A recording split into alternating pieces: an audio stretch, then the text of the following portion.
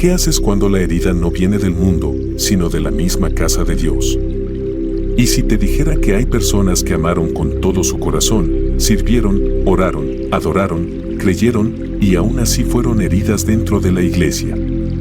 Personas que un día entraron con lágrimas buscando consuelo, pero salieron con más dolor que cuando llegaron. Y si te dijera que, incluso cuando los hombres fallan, Dios nunca deja de estar construyendo algo nuevo, incluso entre los escombros de una fe que parecía arruinada. Hoy vas a descubrir una verdad profunda que pocos se atreven a predicar, que a veces el mayor campo de batalla no está afuera, sino dentro de los muros que deberían protegernos. Y que incluso ahí, en el rincón más oscuro de tu decepción, Dios sigue hablándote. Porque hay un secreto espiritual que muy pocos conocen: las heridas que más duelen pueden ser el terreno fértil donde Dios siembra las mayores restauraciones. Sí, puede que hayas sido traicionado, ignorado, silenciado o despreciado por líderes, por hermanos, por toda una comunidad religiosa. Pero si permaneces hasta el final de este video, vas a entender por qué esas heridas no son el final de tu historia, sino el comienzo de algo que solo el Espíritu Santo puede levantar. Reflexiona en esto. ¿Cuántas veces confundimos a Dios con la imagen de sus representantes? ¿Cuántas veces juzgamos al Padre por el pecado de los siervos? Y sin darnos cuenta, levantamos un muro entre nosotros y el cielo, por culpa de quienes prometieron guiarnos, pero terminaron haciéndonos tropezar. Pero hay una verdad que hoy será revelada con poder: Dios no se esconde detrás de estructuras humanas. Él sigue siendo santo, fiel y cercano, incluso cuando sus templos terrenales nos han defraudado. Este video no es un simple estudio bíblico. Es un viaje de sanación, una reconstrucción espiritual, una cita divina con quien un día pensó que ya no podía confiar más en la fe. Durante los próximos minutos recorrerás historias bíblicas que te harán llorar, reflexionar y al final confiar de nuevo. Vas a comprender por qué Dios permite ciertas decepciones y cómo Él las transforma en propósitos sobrenaturales. Pero escúchame con atención, la penúltima enseñanza de este estudio puede contener una clave espiritual para desbloquear una nueva estación en tu vida. Una revelación que podría ser la pieza que faltaba para entender todo lo que viviste y hacia donde Dios quiere llevarte a partir de ahora. Antes de comenzar con el estudio, quiero invitarte a comentar algo muy especial. Escribe en los comentarios: "Estoy con Cristo". Esa pequeña acción será tu manera de decirle al cielo que sigues firme, incluso cuando los hombres te han fallado. También te animo a darle me gusta a este video, porque al hacerlo, estarás ayudando a que YouTube muestre este mensaje a muchas otras personas heridas, como tú, que están a punto de rendirse. Tu clic puede ser una herramienta de restauración para alguien más. Y si ya lo hiciste, te felicito por ser parte de esta cruzada espiritual. Eres un canal vivo de bendición. Mira, hay algo profundo en esto de suscribirse y dar me gusta a un video como este. No es solo una acción digital, es una forma de decir: estoy presente. Estoy escuchando. Estoy dejando que Dios me hable incluso a través de esta pantalla. Porque hay personas que no tienen una iglesia cerca, que están solas en un hospital, en una celda o en un cuarto oscuro. Y este canal se ha convertido para ellos en su altar, su refugio, su comunidad de fe. Por eso es tan importante que todos participemos desde el inicio. Así mantenemos este fuego encendido para todos los que lo necesitan. Escríbelo: "Estoy con Cristo", y únete a los que están siendo restaurados por su gracia, aún entre las ruinas. Ahora sí, quédate conmigo hasta el final. Haz silencio en tu entorno. Prepara tu espíritu. Porque estamos a punto de descubrir cómo Dios reconstruye lo que parecía irreparable. La mujer samaritana y el pozo del rechazo. Era mediodía cuando una mujer solitaria se acercó al pozo. No fue por casualidad que eligió esa hora abrasadora, en la que nadie más estaría allí. No quería miradas, ni juicios, ni cuchicheos. Su historia la había marginado incluso entre los marginados. Pero lo que ella no sabía era que aquel día, junto a ese pozo, Dios la estaba esperando. La historia de la mujer samaritana, relatada en Juan 4, no es solo un encuentro casual entre una mujer y Jesús. Es una ilustración perfecta de cómo Dios busca y reconstruye a aquellos que han sido quebrados por la religión, por el juicio humano, por las estructuras sociales y espirituales que deberían haberlos acogido, pero los rechazaron. Ella no era una mujer cualquiera. Había tenido 5 maridos y el hombre con el que vivía no era su esposo. Pero más allá del pecado, lo que realmente cargaba era una historia de abandono, de relaciones rotas, de búsqueda desesperada por pertenecer, por ser aceptada, por ser amada. En lugar de compasión, lo que encontró durante años fueron dedos señalando y puertas cerradas. Incluso los religiosos de su entorno habían decidido que ella no merecía redención. Pero ese día, en ese lugar, Jesús le mostró otra cara del reino de Dios, una que no condena, sino que restaura. Jesús no se escandalizó por su pasado. No le pidió que cambiara antes de hablar con ella. No exigió una confesión pública ni la sometió a una humillación espiritual. Al contrario, fue él quien le pidió algo primero, agua. Como si dijera, quiero recibir algo de ti, aunque todos te han desechado. Y ese simple gesto quebró siglos de muros religiosos. Porque en una cultura donde judíos y samaritanos no se trataban, donde hombres no hablaban en público con mujeres de dudosa reputación, Jesús rompió todas las reglas humanas para restaurar a una sola alma. ¿Cuántas veces quienes se dicen representantes de Dios levantan barreras que Cristo mismo derribaría? ¿Cuántas personas hoy viven heridas, no por el pecado, sino por la forma en que se les trató cuando cayeron? En nombre de la santidad, muchos han sido alejados del agua viva. Y la mujer samaritana representa a todos ellos. Es el rostro de aquellos que han sido marcados como indignos por quienes deberían haber sido instrumentos de gracia. Y sin embargo, fue a ella, no a un rabino, no a un sacerdote, no a un fariseo, a quien Jesús le reveló algo que pocos habían oído de sus propios labios: yo soy el Mesías. Esa revelación fue tan poderosa que ella corrió de vuelta al pueblo, al mismo lugar donde la habían rechazado, para convertirse en la primera evangelista registrada en el Evangelio de Juan. Lo que antes la avergonzaba se convirtió en su testimonio. Lo que la gente usaba para humillarla fue lo que Dios usó para manifestar su gloria. Aquí está el misterio. Muchas veces, el rechazo religioso no es el final, sino el punto de partida de un llamado más alto. La iglesia puede fallar, pero Cristo no falla.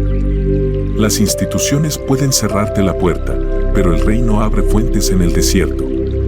Los que deberían levantarte pueden hacerte caer, pero Jesús no necesita la aprobación de ellos para usarte.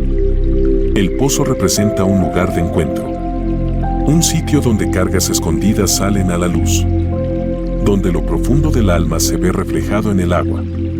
¿Cuántas veces Dios ha esperado a sus hijos en su propio pozo, sabiendo que solo ahí, con el corazón quebrado y sin defensas, estarían listos para escuchar? Hay personas que abandonaron la fe porque fueron heridas en la iglesia. Pero también hay personas que fueron heridas y aún así permanecen de pie. Han aprendido a diferenciar entre lo humano y lo divino. Han aprendido que la fidelidad de Dios no depende de la fidelidad de los hombres. La mujer samaritana no solo fue restaurada, fue comisionada.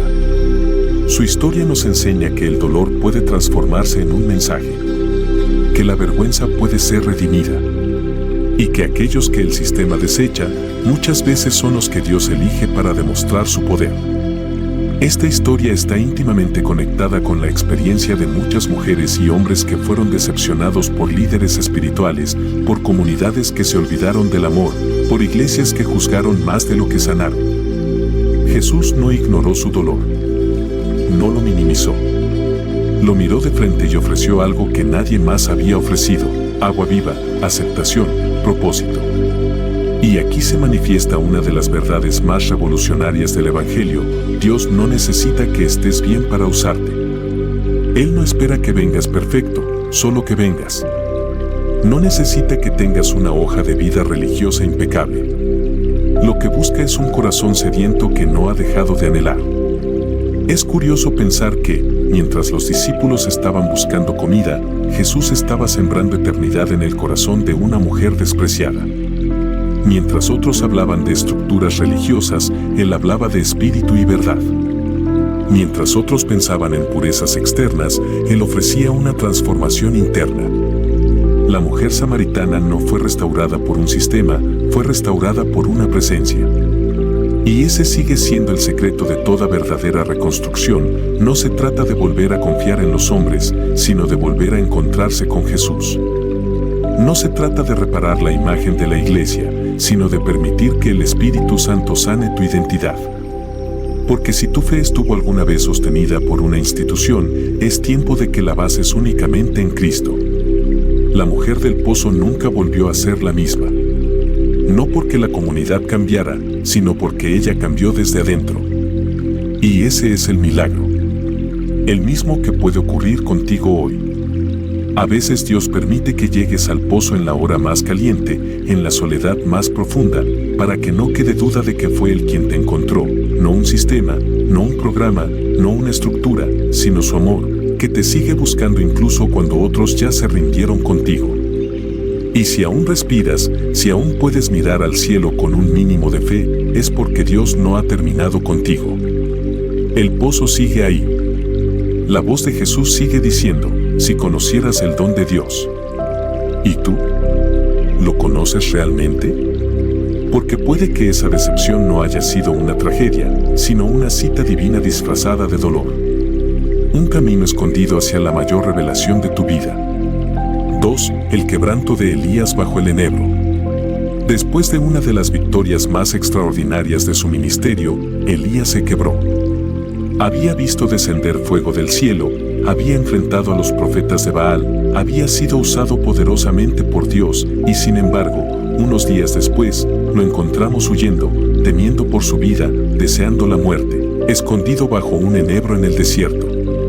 Esta imagen poderosa nos revela que incluso los más fuertes, los más usados por Dios, pueden llegar a un punto de agotamiento, de decepción profunda, incluso de depresión espiritual. Elías no fue herido por los impíos.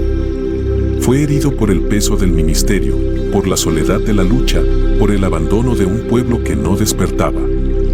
Él esperaba que el gran milagro en el Monte Carmelo produjera una reforma nacional. Pero nada cambió. Y eso lo devastó. ¿Te ha pasado?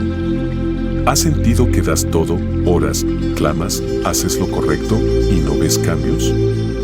¿Has sentido que después de una gran victoria, el enemigo lanza su amenaza más destructiva? Eso le ocurrió a Elías. Jezabel no lo tocó, solo le habló. Pero esas palabras fueron suficientes para desmoronar su interior. A veces, lo que nos derrumba no es un ataque físico, sino la presión emocional, espiritual, la decepción de esperar algo de Dios y no ver nada. Elías se acostó bajo ese árbol, no para dormir, sino para rendirse. Dijo, basta ya, oh Jehová, quítame la vida. Sus palabras están cargadas de una tristeza profunda. Era un hombre de fe, pero también era humano. Y Dios, en lugar de reprenderlo, le envió un ángel. No un sermón, no una exhortación. Un ángel con pan y agua. Porque a veces lo que más necesitamos no es una respuesta teológica, sino una caricia del cielo. Este gesto lo cambia todo. Dios no le exige a Elías que se levante, lo alimenta. Le permite descansar. Luego vuelve a alimentarlo. Le da tiempo. Y cuando su cuerpo está fortalecido, le da una nueva dirección. Levántate, porque largo camino te resta.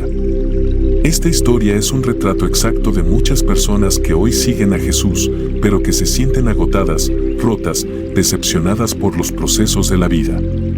Personas que han tenido experiencias con Dios, que han vivido momentos de fuego, pero que ahora están bajo un enebro, sin fuerzas. Y muchas de ellas, como Elías, están solas. Tal vez porque fueron traicionadas por líderes. Tal vez porque la iglesia no supo qué hacer con su fragilidad. Tal vez porque los sistemas religiosos no tienen espacio para los que tiemblan. Elías pensó que estaba solo. Pero Dios le mostró que aún había 7,000 que no se habían doblado ante Baal. Su percepción estaba distorsionada por el dolor. Y eso le ocurre a muchos, creen que están solos en su lucha, cuando en realidad hay miles más atravesando el mismo valle. Y aquí es donde quiero hablarte con el corazón. Porque quizás tú también estás bajo tu propio enebro. No por un enemigo exterior, sino por una batalla interna. Pecados con los que has luchado por años. Vicios que prometiste dejar y no has podido. Ataduras silenciosas que nadie conoce, pero que están minando tu alma. Y ya no sabes si puedes más. Déjame decirte algo que puede marcar tu vida. Yo también estuve ahí. Estuve por más de 10 años atado a luchas internas, arrastrando cadenas que me hacían sentir indigno, sucio, falso. Estaba predicando y cayendo. Orando por otros y fallando yo mismo. Sonriendo por fuera y roto por dentro. Hasta que entendí que no se trata de fuerza de voluntad, ni de aparentar una espiritualidad que no existe. Se trata de dejar que Dios te encuentre en el suelo, de permitir que su espíritu te levante desde donde caíste, de aceptar que necesitas ayuda y de empezar a caminar, paso a paso, hacia la libertad verdadera. Por eso quiero decirte algo muy importante. He preparado un video especial donde comparto contigo el paso a paso que me ayudó a salir de ese lugar oscuro. No hablo como experto ni como perfecto. Hablo como alguien que fue restaurado. Como alguien que probó el pan del cielo en su momento más débil. Ese video está disponible ahora mismo. El enlace está fijado en el primer comentario. Te animo, con todo mi corazón, a que hagas clic y lo veas. No porque sea mío, sino porque sé lo que puede hacer por ti. He visto personas cambiar radicalmente después de seguir ese camino. Personas que lloraban cada noche por no poder vencer la pornografía, la adicción, el alcohol, el resentimiento, la doble vida, y que hoy son testimonios vivos del poder sanador de Cristo. No ignores esta invitación. No la veas como un contenido más. Puede que esta sea la herramienta que Dios preparó para ti. Justo ahora. Justo en medio de tu dolor. Elías pensó que su historia había terminado. Pero Dios lo alimentó, lo levantó y lo llevó a un nuevo encuentro. En Horeb, la cueva del silencio, escuchó la voz de Dios no en el fuego, ni en el viento, ni en el terremoto, sino en un silbo apacible. Y así, suavemente, Dios restauró su corazón. Así también puede restaurar el tuyo. Haz clic en ese enlace. Deja que esa palabra entre en lo más profundo de tu alma. No estás solo. No estás condenando. Estás en medio de un proceso donde Dios todavía te llama por tu nombre. Y si Él no se ha rendido contigo, tú tampoco te rindas contigo mismo. Tienes un largo camino por delante. Y el pan ya fue preparado. Solo necesitas levantarte y comenzar a caminar. 3. La reconstrucción de Pedro después de la negación. Nadie lo vio venir. Pedro, el discípulo impulsivo, el que juró estar con Jesús hasta la muerte, el que cortó la oreja de un soldado en un intento desesperado por defender al maestro, terminó negando conocerlo, no una ni dos, sino 3 veces.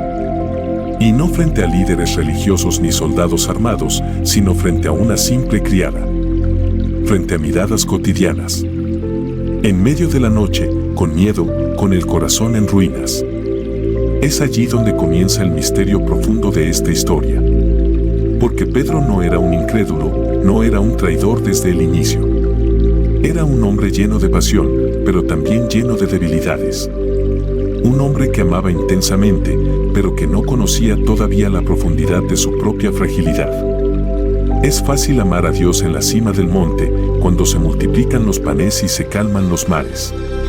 Pero ¿qué ocurre cuando el miedo aprieta el pecho y todo lo que creías que era se derrumba? Pedro representa a todos los que han fallado gravemente. A los que prometieron, lloraron, adoraron y aún así cayeron. Representa al creyente que dijo, nunca más, y volvió a hacerlo. Representa al líder que inspiró a muchos, pero se quebró cuando nadie lo esperaba. Y sobre todo, representa a los que han sido devastados por su propio pecado, por su propia traición, por la culpa que los persigue y no los deja dormir. Esa noche, cuando el gallo cantó, Pedro recordó las palabras de Jesús. Y entonces lloró amargamente. No con lágrimas de remordimiento superficial, sino con un llanto de alma. Un quebranto que lo partió en 1000 pedazos por dentro. Esas lágrimas no fueron solo por haber fallado, fueron por haber fallado a aquel que lo amaba sin condiciones. Y es allí donde comienza la reconstrucción.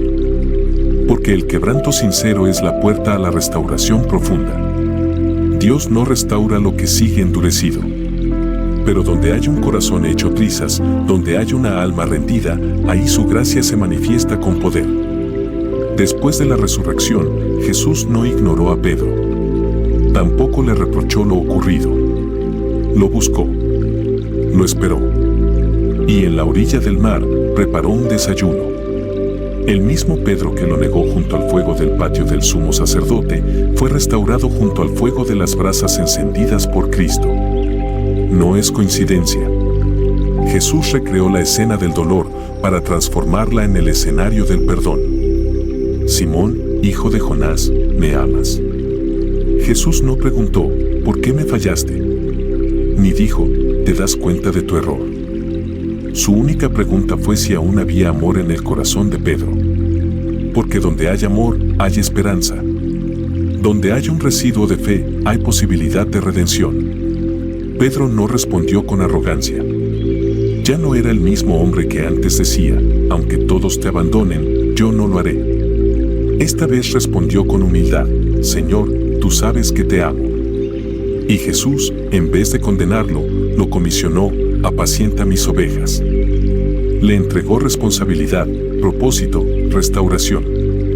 No solo lo perdonó, lo dignificó. Este acto de Jesús redefine la forma en que entendemos la gracia. No es una simple absolución. Es una resurrección interior. Es un llamado a volver a empezar desde el mismo lugar donde se falló. Pedro fue reconstruido. No en base a sus méritos, sino en base al amor de Cristo. Su negación no fue el final. Fue el punto de inflexión. Y su testimonio después de ese encuentro lo demuestra. Se convirtió en un pilar de la iglesia primitiva. Predicó con denuedo. Sanó enfermos. Fue perseguido. Y murió por la fe que una vez negó. Eso es lo que Dios puede hacer con una vida verdaderamente quebrantada. No solo la perdona, la transforma. No solo la sana, la levanta para sanar a otros. El proceso de Pedro no fue instantáneo. Después de ese desayuno en la playa, tuvo que aprender a caminar en una nueva identidad. Tuvo que enfrentar sus propios recuerdos, sus dudas internas, su temor al fracaso. Pero cada vez que recordaba la mirada de Jesús, cada vez que escuchaba en su alma esa voz que decía, apacienta mis ovejas, algo dentro de él volvía a respirar. Hay una esperanza poderosa escondida en esta historia. Tu pecado no anula tu llamado. Tus caídas no son una sorpresa para Dios. Él sabía de antemano con quién estaba tratando. Cuando Jesús escogió a Pedro, ya sabía que lo iba a negar. Y aún así lo escogió. Eso significa que tu historia no está fuera del alcance de su plan. Pedro fue testigo de su propia miseria y testigo de la misericordia de Cristo. Esa combinación lo hizo un líder diferente. Más compasivo, más verdadero, más firme. Porque aquellos que han sido restaurados profundamente caminan con un tipo de autoridad que no proviene del orgullo, sino del quebranto. ¿Cuántas veces las iglesias descartan a los Pedros modernos? ¿Cuántas veces se les arrincona, se les silencia, se les etiqueta como indignos? Y sin embargo, Jesús sigue cocinando brasas en la playa. Sigue esperando pacientemente a los que han caído. Sigue preguntando con ternura, ¿me amas? Y si aún puedes responder que sí, aunque sea con voz temblorosa, Él te dirá lo mismo. Entonces sigue. Apacienta. Levanta. Sana. El perdón de Dios no es una segunda oportunidad. Es una nueva identidad. No te vuelve al punto de partida, sino que te coloca en un nuevo camino con dirección y propósito. Pedro no volvió a ser pescador de peces. Volvió a ser pescador de hombres. Y tú tampoco estás destinado a vivir estancado en tu caída. Hay vida después del error. Hay ministerio después de la negación. Hay poder en los que han llorado amargamente y han sido abrazados por el Salvador. La próxima vez que el enemigo te diga que no sirves, recuerda a Pedro. Recuerda que el gallo cantó, pero Cristo resucitó. Y el canto del gallo no fue el final, sino el aviso de que el nuevo día ya había comenzado. 4. La mujer adúltera y la trampa de la religión sin gracia. La escena era tensa, cargada de intenciones ocultas. Un grupo de líderes religiosos arrastró a una mujer sorprendida en adulterio hasta el centro del templo. No la llevaron para salvarla. No la condujeron a Jesús por compasión. La llevaron para usarla, para tender una trampa, no solo contra ella, sino contra el mismo Cristo. En el suelo, temblorosa, con el rostro probablemente cubierto de vergüenza, esa mujer representa a todos los que han sido expuestos públicamente, no con el propósito de ser redimidos, sino de ser destruidos. Ella encarna a quienes la religión sin compasión ha condenado, a quienes han sido reducidos a sus peores errores por una comunidad más interesada en mantener una imagen de santidad que en extender el amor que transforma. Lo más impactante de la historia, registrada en el Evangelio de Juan capítulo 8, no es solo el pecado de la mujer, sino la hipocresía de sus acusadores. Traen a la mujer, pero ¿dónde está el hombre que pecó con ella? ¿Por qué ella sola fue expuesta? La ley que ellos invocaban exigía que ambos fueran castigados. Sin embargo, la parcialidad de la justicia humana ya revelaba la podredumbre del corazón de quienes la señalaban. Usaron la ley como una arma, no como un instrumento de redención. Jesús, en lugar de responder a la provocación, se agacha y comienza a escribir en el suelo. Ese gesto desconcertante ha sido interpretado de muchas maneras, pero lo cierto es que detuvo la furia del momento. El Salvador no se apresuró en hablar. No cayó en la trampa de sus palabras. No permitió que el sistema corrupto de juicio apresurado dictara la atmósfera de ese lugar. Su silencio habló más que 1000 sermones. Cuando por fin se levantó, no lo hizo para mirar a la mujer, sino a sus acusadores. Y pronunció una frase que rasgó la hipocresía religiosa en pedazos: el que de vosotros esté sin pecado, sea el primero en arrojar la piedra. No los confrontó con gritos. No los desautorizó con un discurso. Les devolvió el espejo de su propia condición. Les recordó que la justicia que no nace de la misericordia es una máscara sin poder. Uno por uno, desde los más ancianos, se fueron retirando. Porque cuanto más larga es la vida, más pesada es la conciencia. Nadie arrojó una piedra. No porque la mujer fuera inocente, sino porque todos se reconocieron culpables en lo secreto. Y entonces ocurrió el momento más puro de la gracia en acción. Jesús se quedó solo con ella. La multitud se fue. Los jueces se callaron. Solo quedó el amor. Y en ese instante, Él no le preguntó detalles de su pecado. No le exigió explicaciones. Le hizo una pregunta profunda: ¿dónde están los que te acusan? Y cuando ella respondió: no hay ninguno, Él declaró: ni yo te condeno, vete y no peques más. Ese ni yo te condeno no fue una aprobación al pecado. Fue una declaración de redención. No la justificó, pero tampoco la destruyó. Le ofreció una salida, un nuevo comienzo, una vida diferente a partir de ese instante. Esta historia habla directamente a quienes han sido heridos por una religión sin redención, a los que fueron llevados ante tribunales espirituales por sus errores, a los que sintieron el peso del juicio, pero no la ternura del perdón, a los que, en su momento de mayor vulnerabilidad, fueron usados como ejemplo de escarnio en vez de ser cubiertos con compasión. Jesús, al actuar como lo hizo, no solo salvó a una mujer, enseñó una lección eterna. Mostró que el reino de Dios no está basado en el castigo inmediato, sino en la restauración profunda. Que el arrepentimiento no nace del miedo, sino del encuentro con una misericordia que desarma todas las defensas. Hay algo profundamente revelador en la forma en que Jesús no necesitó decir mucho para transformar una vida. No escribió un tratado. No hizo una exposición legal. Solo mostró presencia, firmeza y ternura. Y esa combinación salvó a la mujer. La frase "no peques más" viene después de la gracia, no antes. Primero la liberó de la condenación y luego le habló del cambio. Porque nadie puede cambiar mientras está bajo el peso del desprecio. Solo cuando se experimenta el amor real, se genera el deseo de vivir diferente. ¿Cuántas personas siguen atrapadas en sus pecados porque lo único que han recibido es piedra tras piedra? ¿Cuántas siguen creyendo que su pasado les impide ser amadas por Dios? ¿Cuántas han asumido que el juicio de la comunidad es el juicio del cielo? Este relato nos muestra que no es así.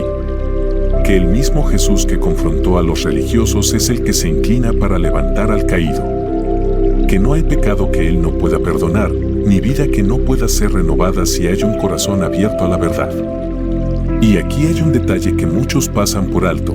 Después de ese encuentro, no se vuelve a saber nada de la mujer adúltera. No hay un registro de si fue parte de la iglesia primitiva, si predicó, si sirvió. Nada. Y tal vez eso es lo más bello, su historia no quedó definida por su error, ni tampoco por su castigo. Quedó marcada solo por el encuentro con Jesús. Ella pudo haber vivido el resto de su vida en paz, sabiendo que el Salvador no la miró como la miraban los hombres. Que su valor no dependía de su reputación. Que su identidad no estaba sellada por un acto de debilidad, sino por una palabra de vida. Esa es la esencia del Evangelio. No se trata de esconder el pecado, sino de revelarlo a la luz de un amor que transforma. No se trata de anular la verdad, sino de unirla con la gracia. Porque Jesús no era ni blando ni duro. Era justo. Justo en su compasión. Justo en su discernimiento. Justo en su trato con una mujer que lo necesitaba más que a nada. La religión sin gracia aplasta. Pero la fe viva en Cristo edifica. Hoy muchos siguen atrapados entre dos fuegos. Por un lado, la culpa interna que no los deja dormir. Por otro, el juicio externo que no los deja vivir. Pero Jesús todavía escribe en el suelo. Todavía se agacha para mostrarnos que no estamos solos. Que aunque todos se vayan, Él permanece. Que aunque todos señalen, Él extiende su mano. Si tú has sido herido por la dureza de quienes decían representar a Dios, recuerda esta historia. No fueron las piedras las que cambiaron a la mujer. Fue la mirada del Salvador. Una mirada que no niega tu historia, pero que tampoco te reduce a ella. Una mirada que dice, te veo. Te entiendo. Te perdono. Levántate. Y eso basta. Eso siempre bastará. Porque cuando Dios habla, ninguna otra voz tiene la última palabra. Ni la del pecado, ni la del pasado, ni la de los hombres. Solo la suya. La que transforma. La que libera. La que reconstruye. 5. El llanto de Ana en la casa de Dios. Cada año, Ana subía al templo. Cada año ofrecía sacrificios. Cada año se presentaba ante el altar con un deseo en el corazón que aún no se cumplía. La esterilidad era su carga, su aflicción secreta, su humillación pública. Pero más allá de su situación personal, hay un elemento de esta historia que resuena poderosamente con quienes han sido heridos en la misma casa de adoración. Ana fue incomprendida y juzgada por el sacerdote en el lugar que debía ser su refugio espiritual. La historia está en 1 Samuel capítulo 1. Ana había sido provocada por su rival, Penina, año tras año. Ella no podía tener hijos, y Penina usaba su fecundidad como arma. El dolor se acumulaba. Y aunque su esposo la amaba, no podía consolarla. Así que, un día, en medio de su tristeza, Ana se levantó después de comer y se fue al templo. Allí, derramó su alma ante el Señor. Pero no lo hizo con grandes palabras. Su oración fue silenciosa. Su boca se movía, pero no salía sonido. Solo el corazón hablaba. Solo el espíritu se quebraba delante del Todopoderoso. Era una mujer clamando desde lo más profundo de su ser. Y en ese instante sagrado, cuando su alma estaba expuesta ante Dios, el sacerdote Elí la observó y no comprendió. No discernió el dolor, no percibió la santidad del momento. La acusó de estar ebria, de faltarle el respeto al lugar santo. Emitió un juicio rápido, una conclusión precipitada. En lugar de cubrirla, la expuso aún más.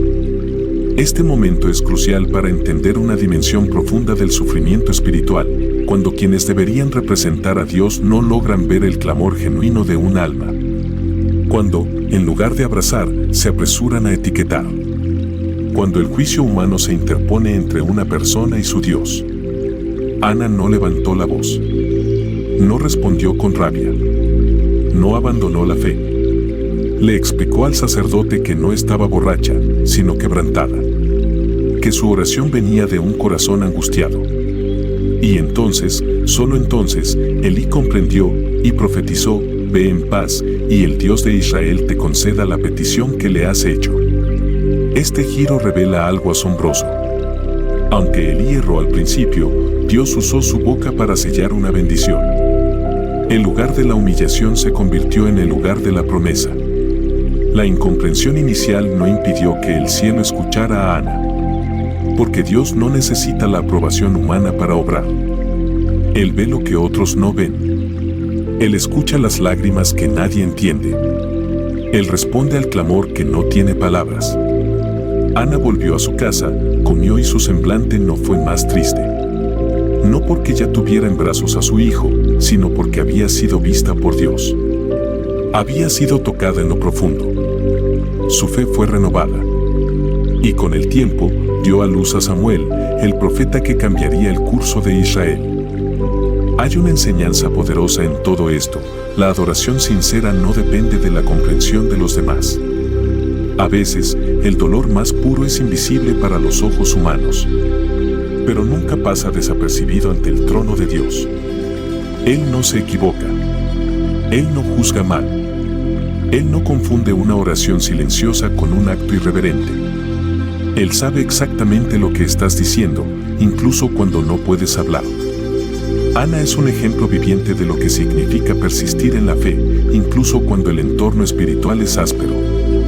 Incluso cuando quienes llevan la túnica de liderazgo no logran interpretar correctamente el corazón de los que sufren. Porque hay momentos en que no hay palabras, solo gemidos. Y aún así, Dios entiende. En muchas iglesias, muchas Anas oran. Lo hacen en silencio. Lo hacen entre lágrimas. Y muchas veces, como ella, son malinterpretadas. Se les acusa, se les ignora, se les clasifica como exageradas, emocionales, débiles. Pero Dios ve. Y Él responde. La historia de Ana enseña que el templo no es perfecto. Que incluso en el lugar santo pueden ocurrir errores humanos. Pero también enseña que lo sagrado no es anulado por la imperfección de los hombres. Que la presencia de Dios trasciende la fragilidad del sistema religioso.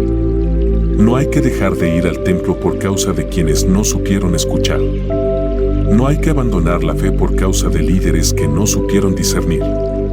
No hay que renunciar a la oración porque alguien confundió tu clamor con desorden. Porque tu oración no es para ellos. Es para Dios. Y Él escucha. Ana perseveró. Siguió creyendo. Siguió confiando. No permitió que la falta de discernimiento de Elí destruyera su comunión con Dios. Y por eso fue recompensada. Su vientre fue abierto. Su lamento se transformó en danza. Su humillación se convirtió en plataforma de gloria. Dios la visitó. Pero antes de eso, la sostuvo. La escuchó. La acompañó en ese lugar oscuro donde nadie más pudo entrar. Y así es Él. Un Dios que se sienta junto al abatido. Que se inclina para oír al que clama. Que no necesita espectáculo ni palabras elegantes. Solo un corazón sincero. En el rostro de Ana podemos ver reflejados los rostros de tantos creyentes que han sido heridos dentro de la misma iglesia que debía cobijarnos. De tantas mujeres y hombres que han sido señalados por orar de forma distinta, por adorar con libertad, por clamar en medio del dolor. Y aún así, se mantienen de pie. La historia no termina con el nacimiento de Samuel. Ana lo entregó al Señor. No se aferró a la bendición. Reconoció que todo provenía de lo alto. Su fidelidad no estaba atada a lo que recibía, sino a lo que creía. Y eso es señal de madurez espiritual. De una fe que ha sido probada en el horno de la incomprensión, pero que ha salido más fuerte. La oración de Ana cambió una nación. Dio a luz a un profeta. Pero primero fue una oración incomprendida. Primero fue una mujer juzgada. Y aún así, Dios estaba allí. Porque la casa de Dios no es perfecta, pero su presencia en medio de ella sigue siendo real. No pongas tu esperanza en los hombres que visten la túnica, sino en el Dios que habita entre los querubines. Él sigue mirando el altar. Él sigue escuchando los suspiros. Él sigue levantando a las sanas de esta generación. Y si tú has sido una de ellas, no desistas. Dios no te ha olvidado. Tu oración no ha sido en vano. Tu llanto no ha caído al vacío. El Dios que vio a Ana, te ve a ti. El Dios que la restauró, te restaurará. Y cuando llegue tu Samuel, sabrás que todo valió la pena. Incluso el dolor. Incluso el silencio. Incluso el juicio injusto. Porque en todo eso, Dios estuvo obrando algo eterno. 6. El clamor ignorado del ciego Bartimeo. La multitud avanzaba con entusiasmo. Jesús estaba de paso por Jericó y el bullicio crecía a medida que la gente se aglomeraba para verlo. Era un momento de expectativa, una oportunidad única. Pero, a un costado del camino, sentado y aparentemente ajeno a la celebración, estaba un hombre olvidado por todos, Bartimeo, un ciego mendigo. En un mundo donde la discapacidad era considerada casi una maldición divina, Bartimeo no solo cargaba con la oscuridad física, sino también con el desprecio social. Su vida se resumía en esperar que alguien tuviera suficiente misericordia como para darle una moneda. Él vivía en los márgenes.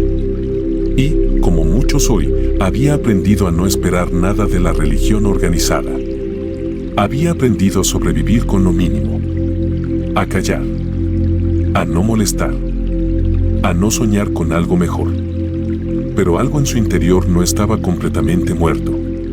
Algo dentro de él se encendió cuando oyó que Jesús de Nazaret pasaba por allí.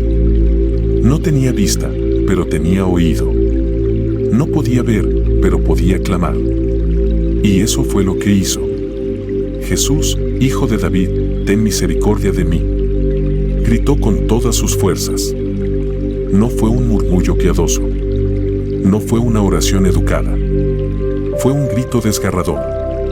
Un llamado desde el alma.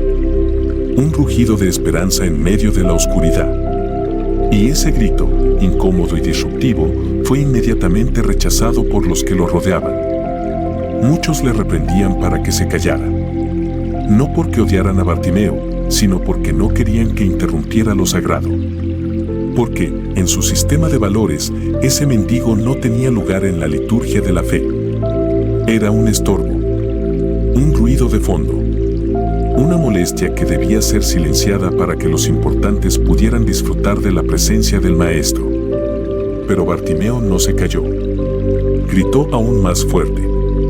Porque había entendido algo que muchos no comprenden. A veces, la fe verdadera no se expresa en oraciones sofisticadas, sino en clamor desesperado. En no aceptar el silencio como respuesta. En romper las estructuras con la necesidad. Y entonces, Jesús se detuvo. Esa es la frase que cambia todo.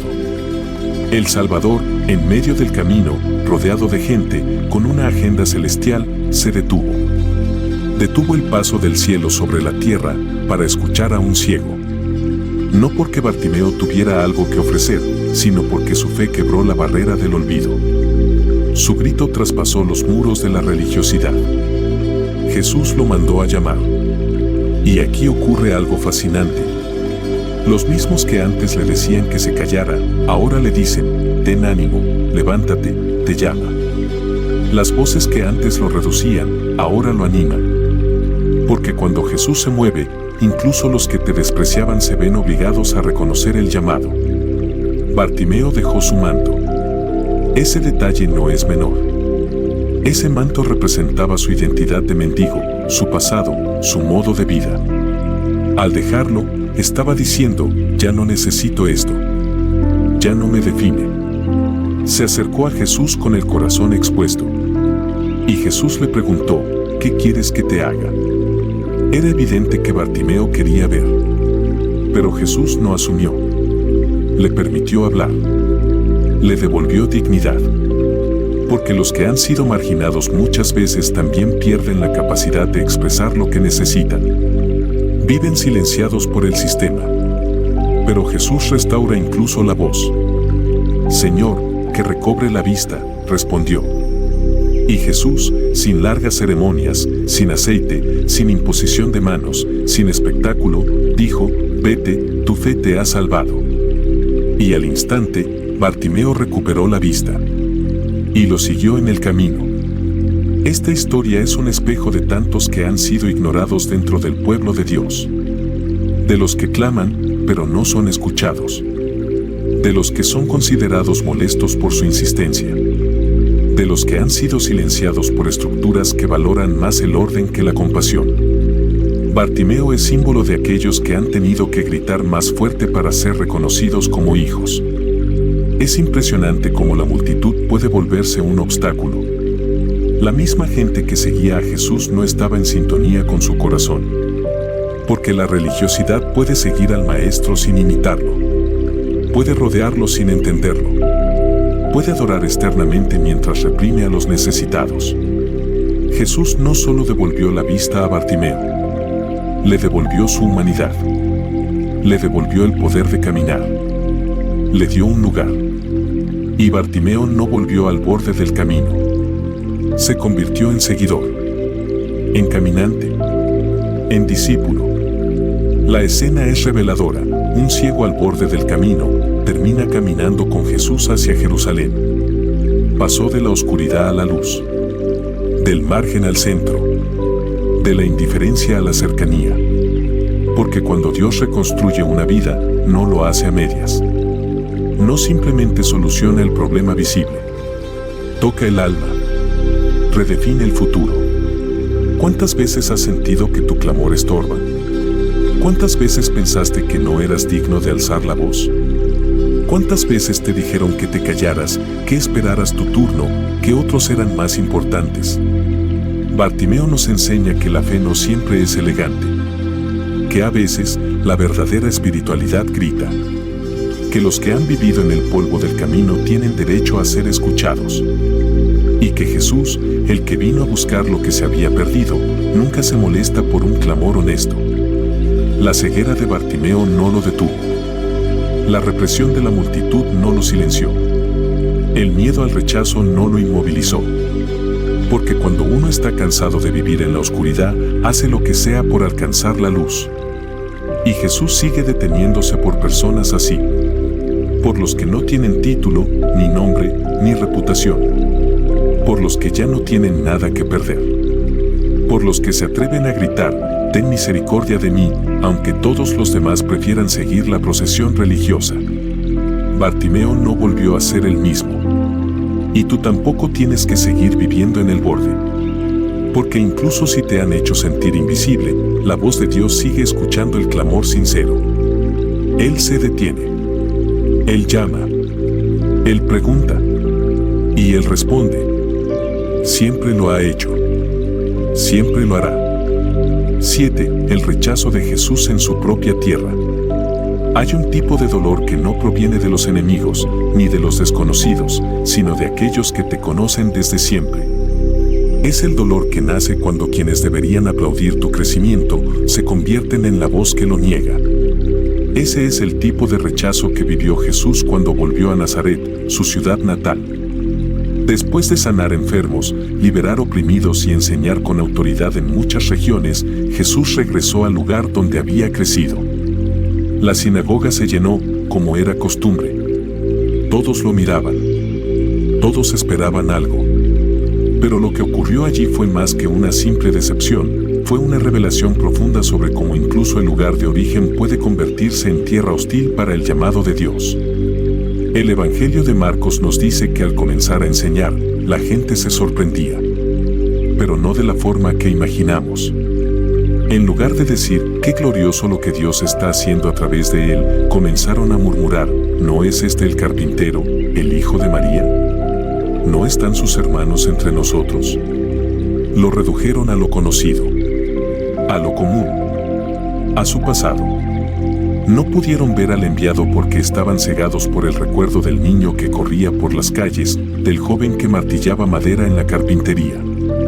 La familiaridad mató la fe.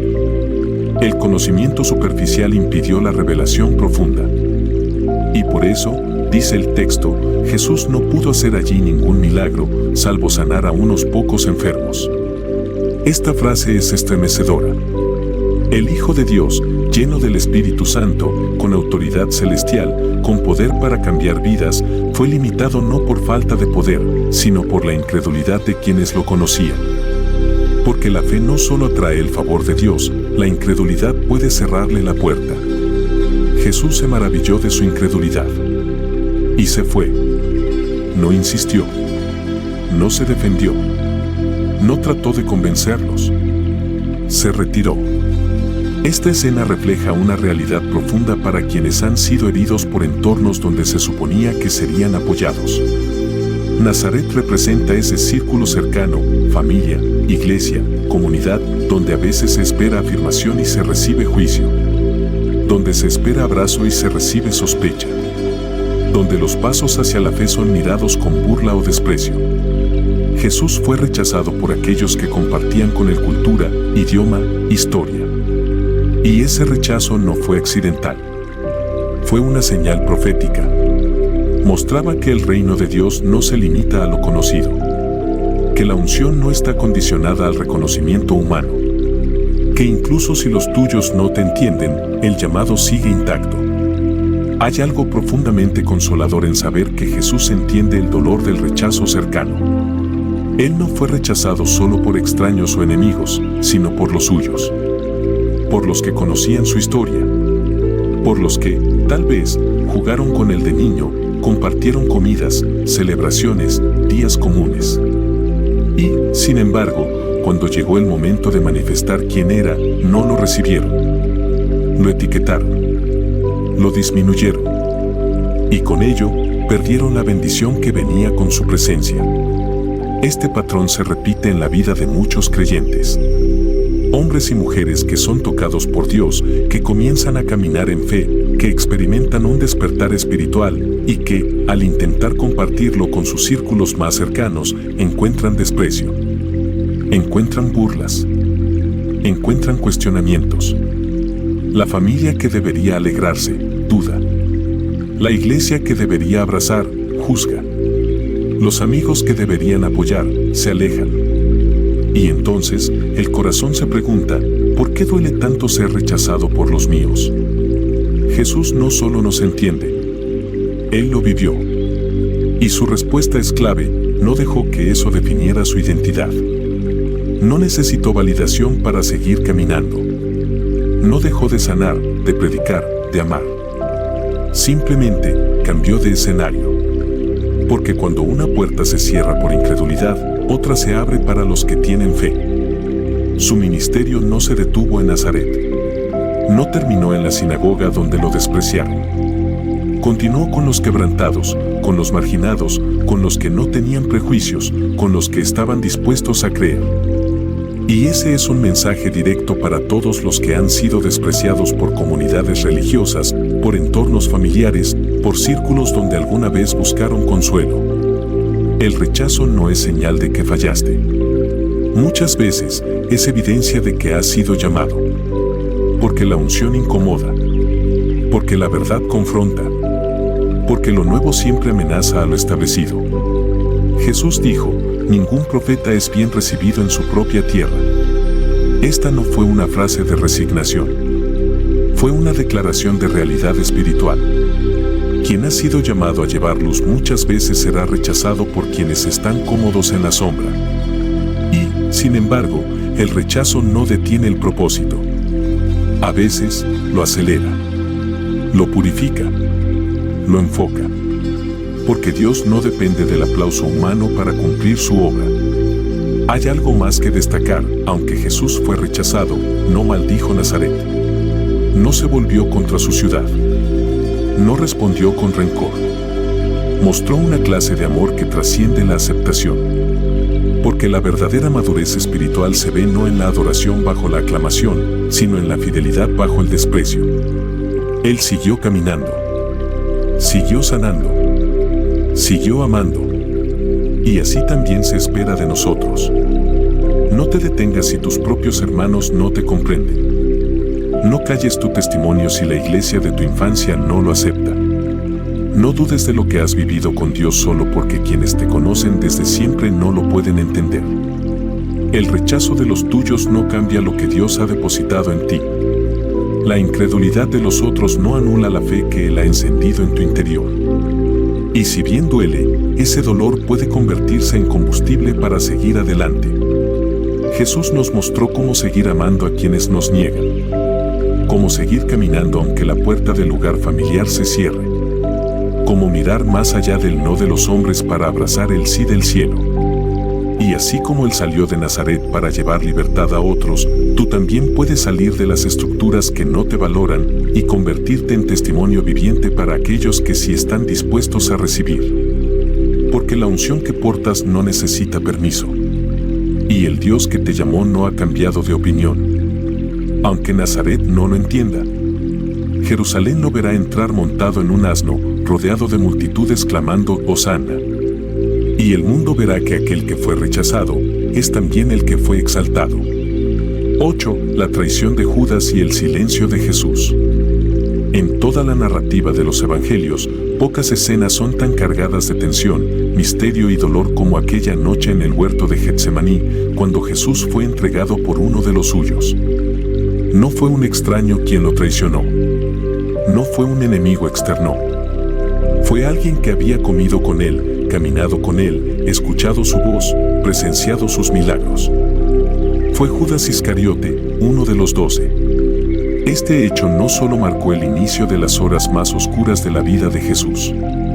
También reveló una de las heridas más profundas que un alma humana puede experimentar, la traición dentro del círculo íntimo. La puñalada que no viene desde fuera, sino desde la mesa en la que uno comparte el pan. Judas representa ese tipo de herida que se gesta en la cercanía. Esa que rompe no solo la confianza, sino también el alma. Y Jesús, que conocía desde el principio lo que ocurriría, eligió no evitar el proceso. Eligió no excluir a Judas. Le permitió estar en el grupo. Le lavó los pies. Le ofreció el pan mojado en vino, símbolo de honor. Y aún así, Judas lo vendió. ¿Cómo se responde ante una traición así? El comportamiento de Jesús ante Judas es desconcertante para la lógica humana. Él no lo expone, no lo maldice, no lo enfrenta con ira. En el huerto, cuando Judas llega con los soldados, Jesús lo recibe con una pregunta, con un beso entregas al Hijo del Hombre. No hay sarcasmo, no hay violencia. Solo un reflejo profundo de lo que ocurre cuando el corazón se mantiene alineado con el propósito divino, incluso cuando está rodeado de traición. Este episodio habla directamente a quienes han sido lastimados por personas que alguna vez amaron. Por amigos, pastores, familiares, líderes espirituales. Judas es el rostro de todas esas personas que un día te abrazaron y otro día te negaron, te acusaron, te vendieron. Y Jesús, en lugar de construir su identidad a partir de esa traición, la asumió como parte de su misión. Porque hasta el rechazo de los hombres puede convertirse en instrumento del propósito eterno. Es importante destacar que Judas no traicionó a Jesús por odio. Su motivación fue más compleja, quizás confusa. Algunos estudiosos sugieren que Judas esperaba provocar una reacción mesiánica, una revolución visible. Otros creen que simplemente se desilusionó al no ver en Jesús el tipo de líder político que esperaba. Sea como fuere, su acción no fue por accidente. Fue deliberada. Fue calculada. Pero también fue profundamente humana. Y sin embargo, lo que realmente define a Judas no fue solo su traición, sino su reacción posterior. Lleno de remordimiento, devolvió las monedas de plata. Lloró, pero no buscó redención. No volvió al Maestro. No pidió perdón. Se ahogó en la culpa y terminó su vida trágicamente. Este contraste es fundamental. Pedro también traicionó. Lo negó 3 veces. Lloró amargamente. Pero a diferencia de Judas, Pedro se mantuvo en el lugar del quebranto. Esperó. Y fue restaurado. Esto nos deja una enseñanza potente. No es la caída lo que destruye, sino la respuesta a ella. Todos pueden fallar. Todos pueden tropezar. Pero solo quienes se dejan abrazar por la gracia son reconstruidos. Judas no solo representa al traidor, sino también al herido que no se permitió ser sanado, que se aisló en su culpa, que creyó que ya no había más misericordia. Su historia es una advertencia, pero también una llamada de atención para quienes viven atados al pasado, convencidos de que su error fue más grande que la cruz. Jesús, en su infinito amor, no cerró la puerta a Judas. En la última cena, sabiendo lo que haría, aún le ofreció el pan. En el jardín, cuando lo vio acercarse con los soldados, no lo rechazó con odio. Lo llamó amigo. Esa palabra no fue una ironía. Fue un testimonio del carácter de Cristo. Él amó hasta el final, incluso al que lo entregó. La traición de Judas también nos obliga a mirar hacia adentro, a examinar nuestros propios corazones. Porque todos, en algún momento, podemos acercarnos a Dios con palabras de amor en los labios, mientras lo negamos con nuestras acciones. Todos podemos ser Pedro en la negación, Judas en la traición, Tomás en la duda. Pero también todos podemos ser restaurados, como lo fue Pedro, y transformados, como lo fue Tomás. Ahora bien, ¿qué ocurre cuando el traicionado no eres tú, sino alguien más? ¿Cómo reaccionamos ante las caídas de nuestros hermanos? La historia de Judas también confronta a la comunidad de fe con una verdad incómoda. Muchas veces, no sabemos qué hacer con los que caen. O los condenamos como a Judas, o pretendemos que nada pasó. En ambos extremos, se pierde la oportunidad de la restauración. Jesús nos muestra otro camino. Uno donde el amor no ignora la verdad, pero tampoco se desentiende del alma del que ha fallado. Uno donde se puede llorar por el traidor y aún así continuar con la misión. Uno donde el corazón permanece tierno, incluso en medio del dolor. Porque si Jesús pudo seguir amando conociendo la traición, nosotros también podemos aprender a vivir con corazones sanos, aunque hayamos sido heridos. No se trata de negar el dolor, sino de no permitir que nos envenene. No se trata de justificar la traición, sino de no convertirnos en esclavos de ella. Jesús no dejó que Judas definiera su identidad. Y eso es clave. Muchos hoy han sido marcados por traiciones que aún les pesan. Viven bajo etiquetas que otros pusieron sobre ellos. Y olvidan que el único que tiene la autoridad de definir quiénes somos es el que murió por nosotros. El silencio de Jesús frente a Judas no fue debilidad. Fue dominio propio. Fue confianza en el plan del Padre. Fue la paz de quien sabe que, aun cuando los hombres te abandonen, el cielo permanece firme. Y esa es la roca sobre la cual podemos descansar. La traición no tiene la última palabra, ni el rechazo, ni la pérdida. Cristo, el traicionado, se levantó del sepulcro con las marcas en las manos, pero con el corazón intacto. Las heridas estaban allí, pero ya no dolían. Y así será contigo cuando permitas que la gracia te visite en el mismo lugar donde fuiste herido. No para olvidar, sino para sanar. No para borrar la historia, sino para redimirla. No para negar la traición, sino para transformarla en parte de un testimonio que hablará más fuerte que cualquier beso falso. 9. La restauración de la mujer que ungió los pies de Jesús. En una casa llena de respeto aparente, de religiosidad decorosa y de protocolos sociales estrictos, entró una mujer cuya sola presencia rompía todas las normas. Ella no fue invitada. No era bienvenida. Era conocida, pero no por su virtud, sino por su reputación. Los evangelios no mencionan su nombre, solo que era una mujer pecadora de la ciudad. Pero mientras todos la reducían a su pasado, Jesús vio algo más profundo, un corazón quebrantado dispuesto a adorar. La escena ocurrió en casa de Simón, un fariseo. Él había invitado a Jesús a comer, no necesariamente por devoción, quizás por curiosidad, tal vez para observarlo, medirlo. Jesús aceptó la invitación, como tantas otras veces, no para afirmar un sistema religioso, sino para mostrar cómo el reino de Dios actúa donde nadie lo espera. La mujer llegó con un frasco de alabastro lleno de perfume costoso. Se acercó a Jesús por detrás, se postró a sus pies y comenzó a llorar. Sus lágrimas caían sobre los pies del Maestro. Luego los secó con su cabello, los besó y derramó el perfume sobre ellos. No dijo nada. No pidió nada. No hizo una exposición teológica. Solo adoró. En silencio. Con el alma desnuda. Fue un acto escandaloso. En una cultura donde las mujeres no podían tocar a los hombres públicamente, y menos si eran rabinos, esta escena era una provocación para todos los presentes. Pero ella no estaba allí para complacer a los hombres. Estaba allí porque había entendido quién era Jesús y lo que significaba estar ante Él. Su gesto fue más que una muestra de afecto. Fue una declaración de rendición total. Fue una oración sin palabras. Una confesión sin discurso. Un acto profético que hablaba de perdón, redención y entrega. Simón, el anfitrión, pensó en su corazón, si este fuera profeta, sabría qué clase de mujer es la que lo toca. Su juicio fue inmediato. Su religión no tenía espacio para ese tipo de adoración. No entendía que a veces el alma rota adora con más verdad que 100 sermones pulidos. Jesús, conociendo sus pensamientos, le contó una parábola. 2 hombres debían dinero, uno mucho, otro poco. Ambos fueron perdonados. Y preguntó, ¿quién amará más? Simón respondió, aquel a quien más se le perdonó.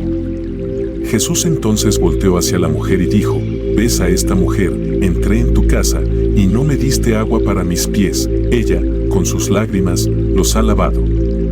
No me diste beso, pero ella no ha cesado de besar mis pies. No ungiste mi cabeza, pero ella derramó perfume sobre mis pies. Lo que Simón no entendía es que la religiosidad puede cumplir todos los rituales y aún así no tocar el corazón de Dios. La mujer, en su pecado, encontró algo que muchos justos nunca hallan, la gracia. Y esa gracia la transformó. Jesús declaró, sus muchos pecados le son perdonados, porque amó mucho. Este episodio nos revela el contraste entre 2 tipos de fe. La fe que se protege con normas y apariencia, y la fe que se desborda desde lo más profundo del alma. Simón representaba el sistema. Ella representaba la verdad. Simón tenía prestigio, ella tenía quebranto. Simón tenía teología, ella tenía lágrimas. Y fue ella quien tocó el corazón de Jesús. Muchos creyentes heridos hoy se sienten como esa mujer. Cargan un pasado del cual no se sienten dignos. Han sido juzgados por quienes deberían restaurarlos. Se les ha recordado constantemente lo que fueron, como si no pudieran cambiar. La iglesia muchas veces se ha comportado como Simón, presta para señalar, lenta para abrazar. Pero Jesús no se escandaliza de las lágrimas sinceras. No retrocede ante el dolor. No se contamina por el contacto con los rotos. Al contrario, es allí donde se manifiesta más plenamente. Él no midió a la mujer por su historia, sino por su acto de adoración. Y eso lo cambia todo. El frasco de alabastro que ella rompió simbolizaba más que un perfume. Era su tesoro. Era quizás el ahorro de toda una vida. Y lo rompió, no para mostrar ostentación, sino para decir, todo lo que tengo, todo lo que soy, lo pongo a tus pies. Ese tipo de entrega solo puede venir de alguien que ha sido profundamente tocado por el amor de Dios. La mujer no pidió ser restaurada. No lo necesitó. Su acto fue su petición. Su gesto fue su confesión. Y Jesús respondió con una frase que partió la sala en 2, tus pecados te son perdonados. Para los presentes, eso fue blasfemia. ¿Quién es este que perdona pecados? Para ella, fue vida. Fue libertad. Fue la señal de que su alma estaba limpia, que su historia no la condenaba más, que el Dios que los demás adoraban con palabras, ella lo había encontrado cara a cara. Esta historia nos desafía a repensar cómo miramos al prójimo, cómo juzgamos a quienes se acercan a Dios de formas distintas, cómo a veces la religión puede endurecer el corazón, mientras el dolor puede ablandarlo. Y, sobre todo, nos recuerda que no hay acto de adoración más poderoso que aquel que nace de un corazón redimido. Jesús no solo la perdonó, la defendió. Se puso de pie, no con violencia, sino con palabras que desarmaron los argumentos religiosos. No permitió que la humillación se mantuviera. Le devolvió dignidad. Le dio un lugar. No en la mesa de Simón, sino en la historia del reino. Porque mientras el fariseo fue olvidado, esta mujer fue recordada. Jesús dijo que donde quiera que se predicara el Evangelio, se hablaría de ella. No por su pecado, sino por su adoración. No por su vergüenza, sino por su valor. Y esa es la mayor restauración, cuando el cielo transforma lo que fue tu vergüenza en tu testimonio. Cuando lo que antes ocultabas se convierte en tu mayor mensaje. Cuando los pies de Cristo se convierten en el lugar donde dejas todo y encuentras todo. No sabemos qué fue de esa mujer después, pero sabemos que salió distinta. Ya no caminaba bajo el peso del juicio, sino bajo la ligereza del perdón. Ya no era definida por los hombres, sino por el Hijo de Dios. Y así es con todos los que se acercan con el corazón quebrantado. No necesitan títulos, ni rituales, ni la aprobación de los religiosos. Solo necesitan valor para entrar y fe para postrarse. Porque cuando una lágrima cae a los pies del Redentor, no hay pecado que no pueda ser lavado. Y no hay vida que no pueda ser reconstruida desde la adoración sincera. 10. Final, llamado a la acción espiritual y emocional. Si has llegado hasta aquí, quiero que sepas algo que tal vez nadie te ha dicho en mucho tiempo: eres parte de una minoría valiente. Muy pocas personas llegan al final de un video como este.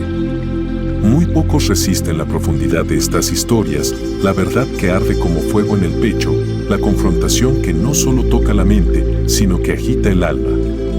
Pero tú lo hiciste. Y eso dice mucho de ti. Dice que hay una sed dentro de ti que no ha muerto. Dice que, aunque herido, sigues buscando. Aunque decepcionado, sigues creyendo. Aunque cuestionado por otros, sigues en pie. Lo que escuchaste hoy no fueron solo relatos del pasado. Fueron heridas actuales, abiertas. Fueron ecos de tu propia historia. Porque en cada personaje roto por la religión, juzgado por la fe superficial, marginado por estructuras que olvidaron la gracia, también estabas tú. Hoy hablamos de una mujer decepcionada por la iglesia, y quizás esa mujer has sido tú. O quizá ese hombre roto también eres tú. Quizá no por un solo episodio, sino por años de heridas, silencios, miradas, acusaciones, abandonos. La casa que debía ser tu refugio se convirtió en campo de batalla. El templo en un tribunal. El altar en una sala de espera donde nadie te llamó por tu nombre. Pero Dios sí te ha llamado. Y no solo hoy, sino muchas veces. Quizás antes no habías escuchado con claridad. Quizás el ruido del dolor lo había tapado todo. Pero ahora, en este instante, hay una quietud. Una certeza que te hace saber que no has sido olvidado. No estás aquí por casualidad. No escuchaste este video hasta el final por accidente. Algo dentro de ti te impulsó a seguir. A pesar del cansancio. A pesar de todo. Porque hay una parte de ti que sigue esperando que Dios hable. Y Él habló. Y está hablando. Por eso, quiero invitarte, con todo el respeto y amor que tengo, a hacer algo que puede marcar un antes y un después en tu vida espiritual. Hay un video, cuidadosamente preparado, donde comparto contigo algo muy personal, el paso a paso que me ayudó a ser libre. Porque sí, yo también estuve atado. Durante más de 10 años luché con pecados que me avergonzaban, vicios que no podía soltar, comportamientos que me hacían dudar de mi fe, de mi salvación, de mi identidad. No era falta de amor por Dios. Era un ciclo, un infierno silencioso, un abismo donde me convencí de que no había salida. Predicaba, pero caía. Ayunaba, pero caía. Servía, pero caía. Y lo más doloroso de todo es que no podía hablar de eso con nadie. Porque sabía que en muchas iglesias las caídas no se perdonan. Se etiquetan. Se descartan. Pero hubo un momento, no mágico, sino decisivo, en que Dios me mostró una salida real. Un camino. No una oración milagrosa, ni una promesa vacía. Un proceso. Concreto. Profundo. Transformador. Y en ese video que está fijado en el primer comentario, comparto contigo todo lo que aprendí. Lo que el Espíritu Santo me enseñó en la oscuridad. Las llaves que me ayudaron a salir. Y que siguen ayudando a otros a salir también. Este llamado no es para los que creen tener todo bajo control. Es para los que están cansados de caer. Para los que oran con lágrimas secas. Para los que duermen sabiendo que hay un gigante oculto que sigue respirando en su alma. Para los que llevan cadenas invisibles que ni la iglesia, ni la familia, ni los amigos han podido romper. Haz clic en ese enlace. No por emoción, sino por convicción. Porque si estás aquí, es porque Dios ya comenzó una obra. No lo detengas. No le pongas pausa a lo que el cielo quiere continuar. Y si llegaste hasta aquí, quiero pedirte un favor especial. Escribe en los comentarios esta frase: Dios me encontró entre las ruinas y me habló. Esa será nuestra señal. La señal de que tú eres uno de esos valientes que no solo escuchan, sino que responden. De los que no solo consumen contenido, sino que entran en comunión. De los que no temen a las profundidades, porque saben que allí es donde se encuentra el verdadero rostro de Dios. Esa frase no será un adorno. Será un testimonio. Una marca. Y yo leeré cada una. Porque quiero conocer el nombre de los que, como tú, están siendo restaurados por esta palabra. Además, suscribirte a este canal es más que un clic. Es una declaración espiritual. Es decirle al cielo: aquí estoy. No quiero caminar solo. Quiero seguir escuchando la voz de mi pastor. Porque este canal no es un proyecto digital. Es un altar. Un espacio sagrado en medio del caos virtual. Y tú puedes formar parte de eso. No como espectador, sino como discípulo. Como parte de una generación que está volviendo a las sendas antiguas. No a la religión vacía, sino al fuego de la presencia viva. Comparte este video con alguien que sabes que lo necesita. Porque cuando compartes una palabra de vida, estás sembrando eternidad. Quizás esa persona no lo diga, pero lo necesita. Y tú puedes ser el puente entre su herida y su sanidad. Antes de irte, te pido algo más: quédate unos minutos en silencio. No cierres el video todavía. Deja que esta música te envuelva. No solo como melodía, sino como cobertura espiritual. Permite que el Espíritu Santo te susurre en el silencio lo que aún no pudiste poner en palabras. Usa este momento para agradecerle al Señor. No por lo que tienes, sino por lo que te ha mostrado hoy. Dile en tu corazón: gracias por no dejarme solo. Gracias por buscarme cuando ya nadie más lo hacía. Gracias por seguir hablándome cuando yo ya no sabía si podía escuchar. Cierra los ojos. Respira hondo. Siente la presencia. Dios está contigo. Y esto es solo el comienzo.